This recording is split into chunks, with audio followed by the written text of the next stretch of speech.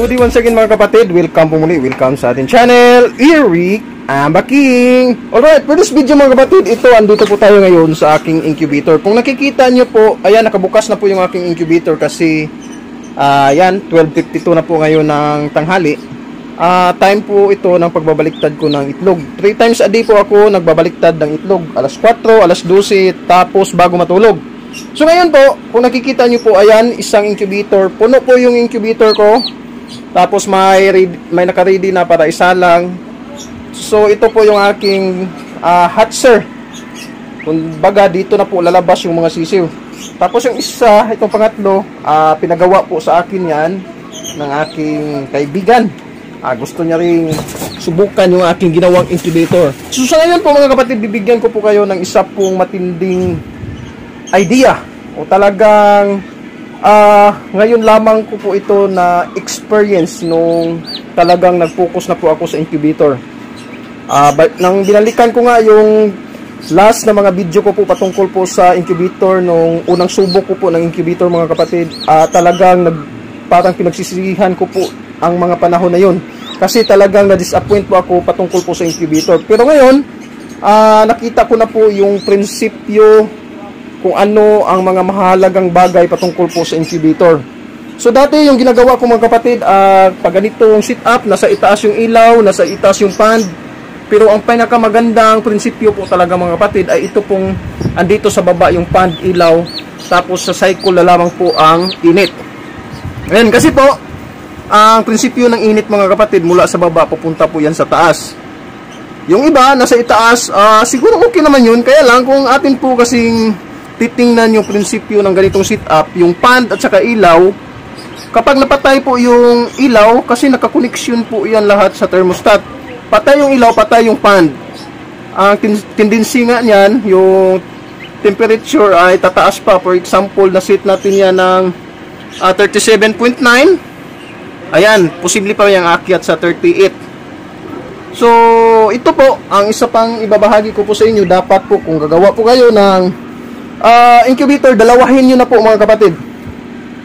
Sa kagaya nating backyard farming lamang yung ginagawa natin, hindi naman tayo makapagkulikta ng 100 pieces sa isang linggo, lalo na pag kukunti pa lamang po yung ating mga inahin. So sa ngayon po, kung nakikita nyo nakabukas na ito mga kapatid, minabadali ko na nga kasi po, kung nakikita nyo itong itlog ng gansa, may sign na po na nag-crack na po siya. Ito. So hindi po pwede na hanggang dito ko lang ilalagay ang mga itlog na ito. Ayan. Nilagay ko ito ng January 2. So ngayon, ayan, January 30. So wala po akong alam mga kapatid kung ilang days po mapipisa ang itlog ng gansa. So ngayon, may idea na po ako na 28 days magsisimula na po siyang mag-crack. So indicator po ito mga kapatid na kailangan ko na itong ilipat dito sa aking hatcher. Itong aking isang incubator mga kapatid, matatawag ko po ito na hatcher. So, yung gansa, ang sa Muscovy duck, wala pa po siyang sign mga kapatid, pero nung tiningnan ko ang prinsipyo ng Muscovy duck at saka gansa, ay same lamang po sila sa number of days na na-incubate. So, ililipat ko na rin pati itong gansa.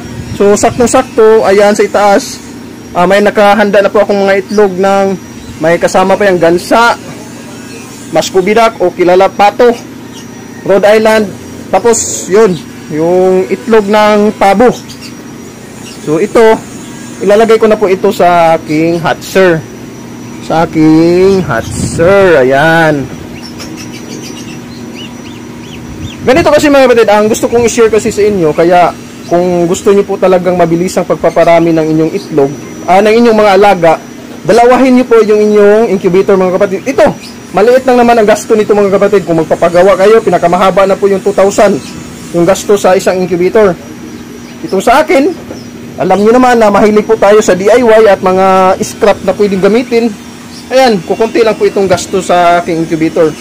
Kaya ko po gustong ibahagi sa inyo mga kapatid kasi nga, kagaya nito, may itlog ng manok, gansa, pato o Muscovy duck, Rhode Island, pabo. Ayan, nagalo-halo na po yung mga itlog na yan mga kapatid.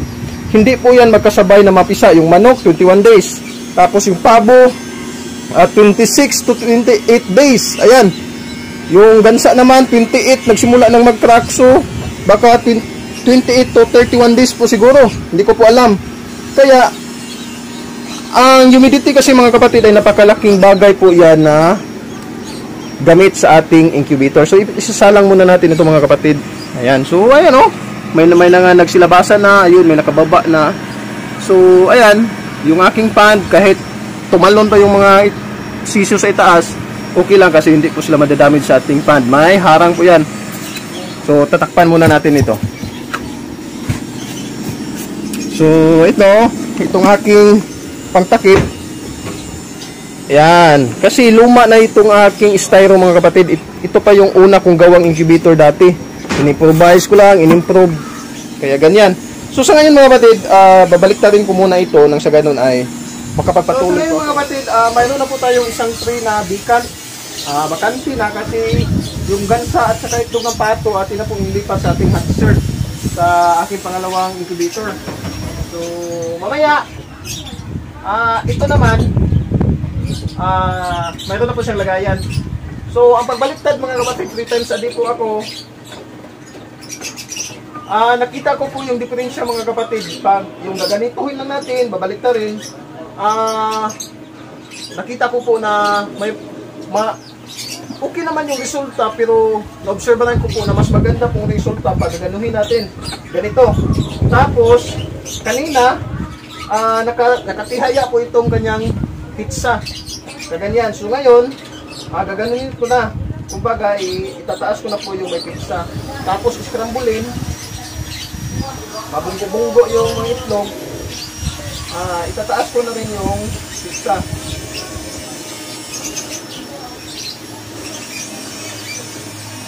Yan, ganyan na, ganyan.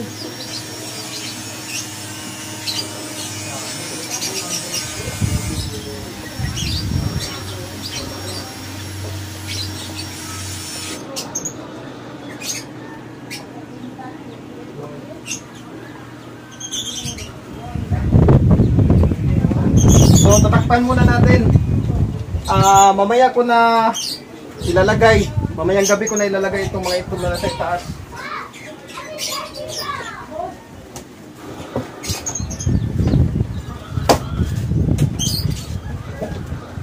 Ayan na po mga kapatid, tapos ko na pong naibaliktad yung nasa loob. So may vacant na po na isang tray. Ayan.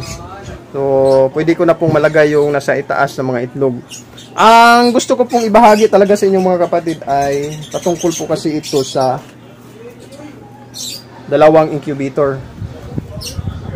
Pansin ko kasi mga kapatid sa mga gumagawa po ng incubator, yung iba ay hindi po sila nagsishare ng kanilang mga knowledge, lalo na yung kanilang negosyo talaga ay paggawa ng incubator. Napansin ko lang mga kapatid, tumitingin po ako sa mga malalaking incubator na po talaga, yung kanilang hatchery at saka yung kanilang seater, magkaiba po yung temperature controller. Ayan. Tiningnan ko lang kung ano po yung mga prinsipyo na kanilang ginagawa. Mostly kasi na nakita ko mga kapatid, iba po yung temperature controller ng hatcher at saka ng seater. Kaya sa prinsipyong iyon, doon ko po nakuha ang ideyang ito na kailangan pala dapat dalawa yung aking incubator. Kasi tiningnan ko rin yung guide, ito, yan, yung picture na yan. Diyan po ako talaga natuto sa picture na yan mga kapatid. May nagtanong lang po doon sa group chat ng gansa. Yan, may nagbigay po ng ganyan. So tiningnan ko po yan mga kapatid. Yan pala ang prinsipyo ng mga itlog. Kung nakikita nyo po dito sa aking hatcher mga kapatid, ayan 79 po yung kanyang humidity. Never mind nyo lamang po itong kanyang temperature kasi mali po yung temperature niyan mga kapatid kumpara dito sa kanyang thermostat.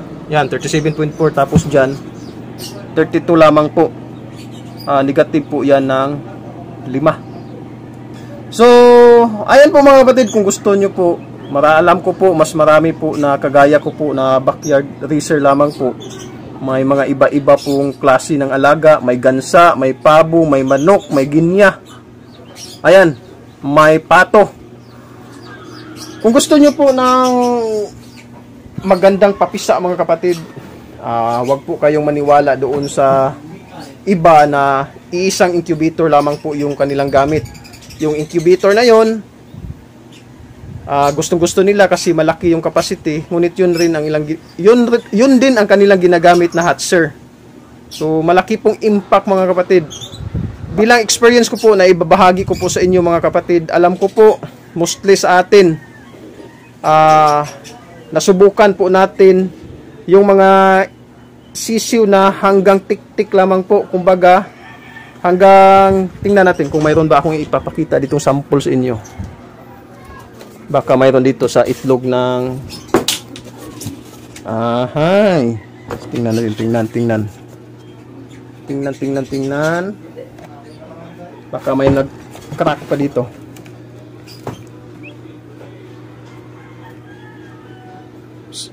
Ito, mas malaki nga ito. Ang gusto ko pong ipakita sa inyo mga kapatid, mostly yung isang incubator lamang po ang ating ginagamit.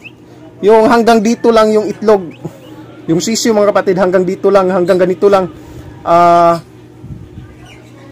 Nabasag niya lang ng kunti yung shell, tapos hindi na nakalabas.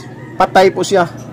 Mostly marami po talaga sa atin na nakaka-encounter niyan. At isa po yan sa dahilan na nung una ay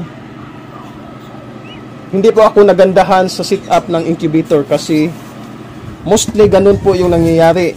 Ngunit naranasan ko po iyon nung isang incubator lamang po yung aking ginagamit. Yung incubator na yun po yung seater at saka hatcher. Pero na gumamit na po ako ng ganitong setup mga kapatid, na dalawang incubator na po, seater at saka hatcher, ayun, wala na po akong na-encounter na ganun, yung hindi makalabas yung sisiyo sa kanyang shell. Ayan. Minsan, yung split legs, di talaga yan naiiwasan sa incubator. Pero, nung una, may split legs na, mayroon pang hindi nakalabas sa kanyang itlog. So, yan po. Gusto ko lamang pong ibahagi sa inyo mga kapatid kasi sa incubator po ngayon ay na-amiss po ako mga kapatid kasi nang gumamit na po ako ng incubator, dami na pong nangyari sa aking pabuhan. Kumbaga yung production ko po ng sisiw ay talagang dumubli po mga kapatid.